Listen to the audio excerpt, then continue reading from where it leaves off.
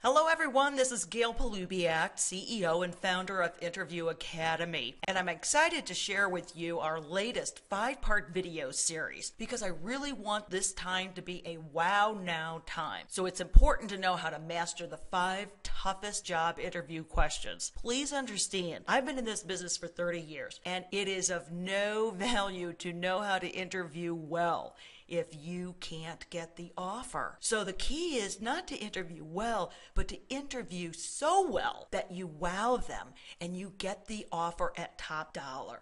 This opportunity right now that's sitting in front of you, you can engage with this economy rather than being victimized by it.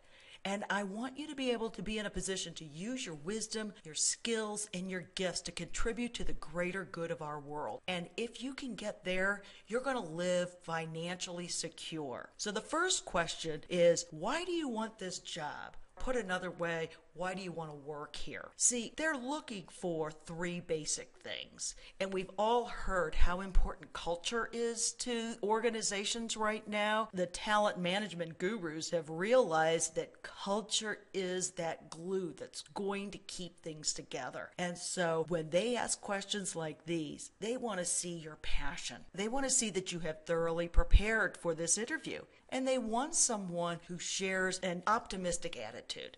What they don't want is they don't want to hear too much information about why you're leaving your current job or why you left. At this point, it's all about them. So keep that in your mind.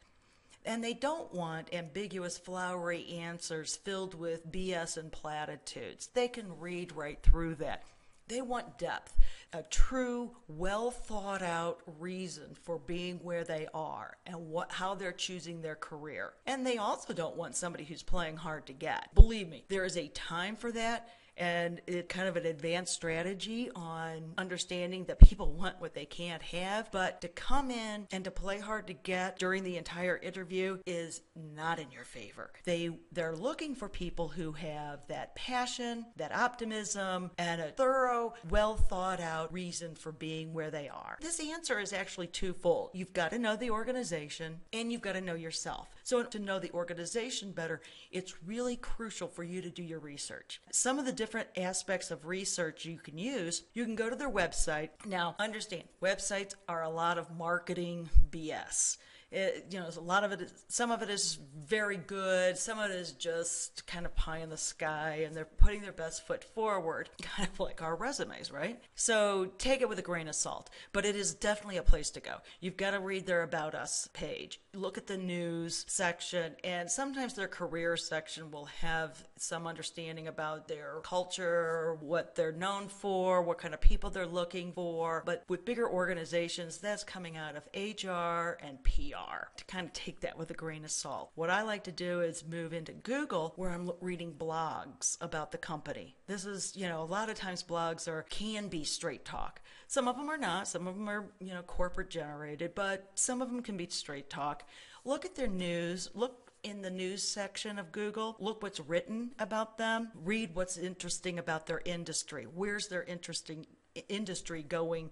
Where has it come from? What are do a SWOT analysis, meaning strengths, weaknesses, opportunities, and threats. That's sort of what you're trying to understand. Another thing that you can do with Google, if you know the manager that you're going to be interviewing with, insert that person's name and then comma and then the word said or mentioned, stated. What you're trying to do is find specific quotes where the media has pulled out a specific quote from that individual. Then you're kind of really listening and hearing what they actually said. Of course, it's going to be out of context, but it's just a different way of finding information. Another good area is I think it's vitally important to know what their competitors are doing. Business is not handled in a vacuum. They are trying to serve their shareholders, their customers, their management, and everything is geared in competition. So you better know what the competition is doing, what they're saying. Look for their strengths, what their weaknesses are. See what they're highlighting as the biggest and greatest right now for them. And then you can kind of look at that compared to where your organization, the organization you're interviewing with. Another place that I would suggest is looking to their customers and their distributors. This is where the rubber meets the road. These are the people that really matter. What do they think?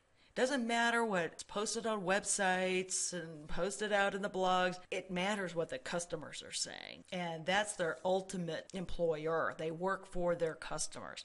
So talk to people who have used their products. Find out what they like, what they don't like.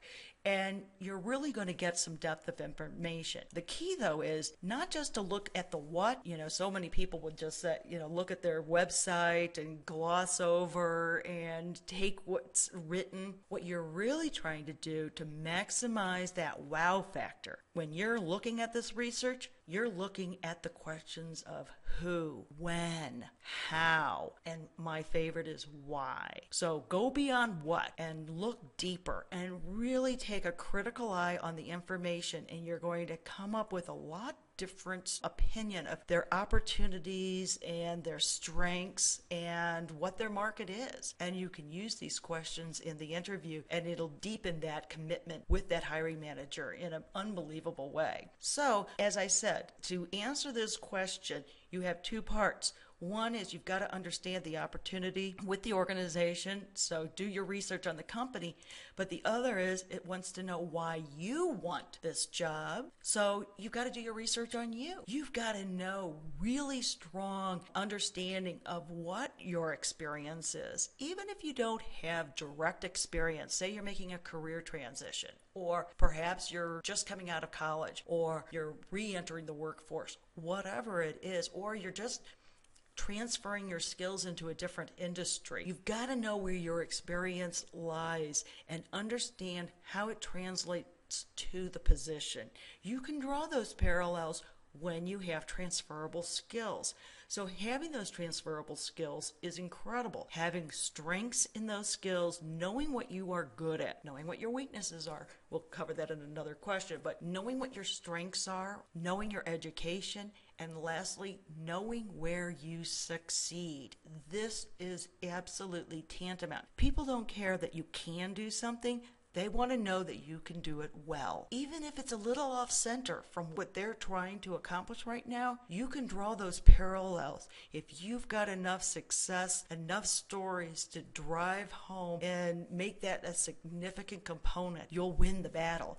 So your answer is going to be, you highlight the challenge and opportunities. When they say, why do you want to work here? You are armed with research, the when, the where's, the why's, the how's, not only the what's. You understand that market, what they're trying to do, what their customers think about them, what their competitors are doing, where they stack up. And then the next part is you bring stories to support your previous success with similar challenges.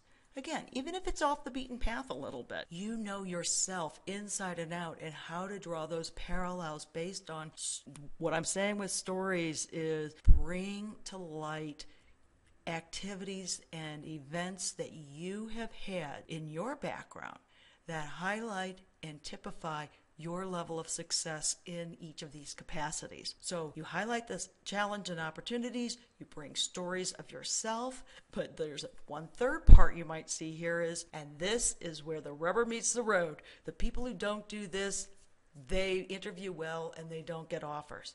The people who do this is where will put you over the top. Ask another question. Take interest in this activity. We call it interview. Be thought-provoking. Start to ask deep questions. Don't just sit there and wait for the next question. There's no passion there. And it's safe, no doubt about it, but it's not doing you the best justice.